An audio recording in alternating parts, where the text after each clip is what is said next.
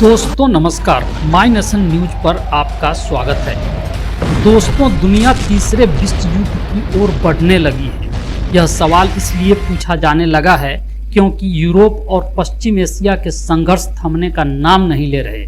Europe में तकरीबन 2.5 साल से रूस और यूक्रेन में जंग चल रही है। रूस महाशक्ति है और उसके पास मानव संहारक हथियारों का जखीरा है, जबकि यूक्रेन के साथ अमेरिकी फौज मैदान में तो नहीं है, लेकिन उसे इस महाशक्ति और नाटो से भरपूर मदद मिल रही है।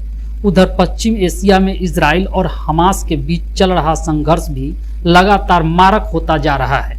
यह युद्ध 1 साल से जारी है और इसके विस्तार की आशंका लगातार बनी हुई है।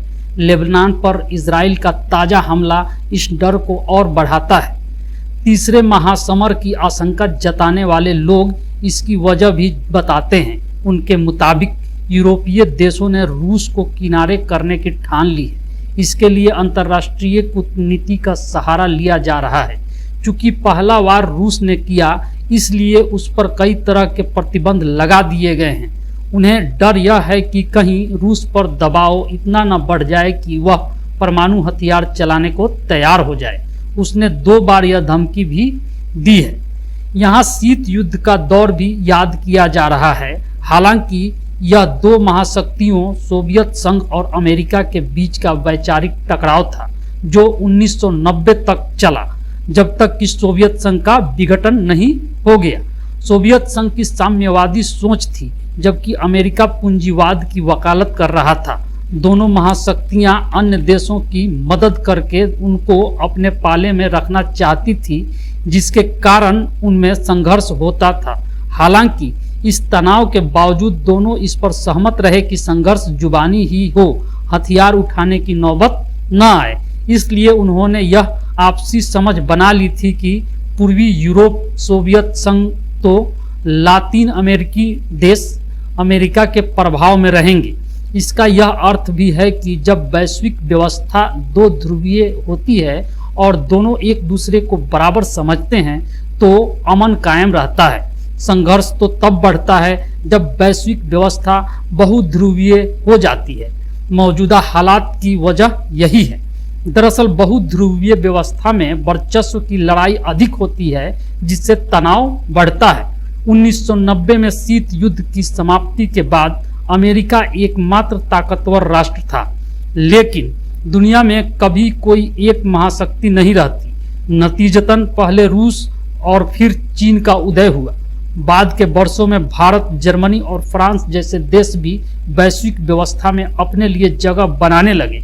इसी बीच यूरोपीय संघ भी बना, यानी ऐसी बहुध्रुवीय दुनिया बनी जिसमें सभी एक दूसरे से आगे निकलने की होड़ में जुट गए। ऐसे में उनमें भला सहमति रहती भी तो कैसे? तो क्या हम महायुद्ध के मुहाने पर हैं? ऐसा नहीं कहा जा सकता। पहला विश्व युद्ध इसलिए हुआ था क्योंकि तब तक कोई अंतर्राष्ट्रीय व्यवस्था हम नहीं बना सके थे। कई देश उपनिवेश थे और साम्राज्यवादी ताकतें एक दूसरे के अधिकार क्षेत्र में घुसना चाहती थी। इस युद्ध की समाप्ति के बाद लीग ऑफ नेशंस बनाया गया, लेकिन इसमें कई विसंगतियां थी।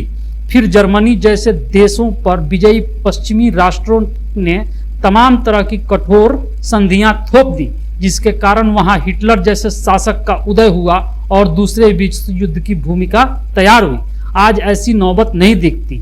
अब संयुक्त राष्ट्र जैसी अंतर्राष्ट्रीय संस्था है, जिसके 193 देश सदस्य हैं। अंतर्राष्ट्रीय कोर्ट की तरह कई ऐसी इकाइयां हैं जहां पर किसी देश की जिम्मेदारी तय की जा सकती है। आज का वैश्विक ढांचा हर हाल में युद्ध से बचना चाहता है, और सबसे बड़ी बात, पहले जमीन के लिए युद्ध होते थे, जबकि आज भूमंडलीकृत दुनिया में आर्थिकी सबसे महत्वपूर्ण हो गई है। यही कारण है कि रूस ने भी कभी यूक्रेन पर कब्जा जमाने का दावा नहीं किया, बल्कि वह उसे नाटो में जाने से रोकना चाहता है। आज सभी देशों के आर्थिक और रणनीतिक हित आपस में जुड़े हुए हैं। इसको भू आर्थिकी कहकर परिभाषित किया जाता है। अमेरिका, चीन, भारत, रूस, तमाम देशों की बड़ी बड़ी कंपनियां किसी भौगोलिक दायरे में सिमटी नहीं है। उनका कामकाज दूसरे राष्ट्रों तक फैला हुआ है। उनके अपने आर्थिक हित हैं। इतना ही नहीं, आज यह हर कोई जानता है कि यदि महायुद्ध की शुरुआत हुई तो विध्वंस दूसरे देश युद्ध से काफी ज्यादा भयानक होगा। अनुमान है कि विश्व की आधी से अधिक आबादी ऐसी जंग का शिकार बन सकती है। यही कारण है कि रूसी राष्ट्रपति भी परमाणु हमले की सिर्फ धमकी दे रहे हैं। सवाल इन सब में भारत कहाँ खड़ा है? आज बहुध्रुवीय व्यवस्था में भारत काफी मजबूत स्थिति में है। हम पहले आमतौर पर रूस के साथ खड़े होते थे या फिर तीसरी दुनिया के देशों के साथ गुटनिरपेक्ष की भी वकालत किया करते थे। मगर पिछले 10-15 साल में देश ने इतना आर्थिक विकास किया है कि विश्व स्तर पर हमारा कूटनीति रुतबा काफी बढ़ गया है। इसमें अमेरिका और चीन की तानातनी ने भी काफी मदद की है। हमें ऐसी उभरती आर्थिक ताकत माना जाता है जो चीन के बरअक्स खड़ी हो सकती है और कई मामलों में हमने उसे पीछे भी छोड़ दिया है। इसे तुर्की के उदाहरण से समझ सकते हैं। चूंकि तुर्की की समुद्री सीमा रूस से मिलती है, इसलिए अमेरिका ने उसे नाटो में शामिल करके वहां मिसाइलें तैनात कर दी ताकि रूस पर दबाव बनाया जा सके। कुछ इसी तरह की अपेक्षा पश्चिमी देश भारत से कर रहे हैं। आज हमें उनकी उतनी जरूरत नहीं है जितनी उन्हें हमारी है। मौजूदा वैश्विक तनाव में भारत को मध्यस्थ बनाने की बात भी इसीलिए की जा रही है। वैसे इन संघर्षों का अंत हमारे हित में भी है, क्योंकि अपने तेज आर्थिक कदम हम रोकना नहीं चाहेंगे। अगर भारत ऐसी किसी मध्यस्थता को सफलतापूर्वक अंजाम देता है तो हमारा कूटनीतिक कद और बढ़ जाएगा।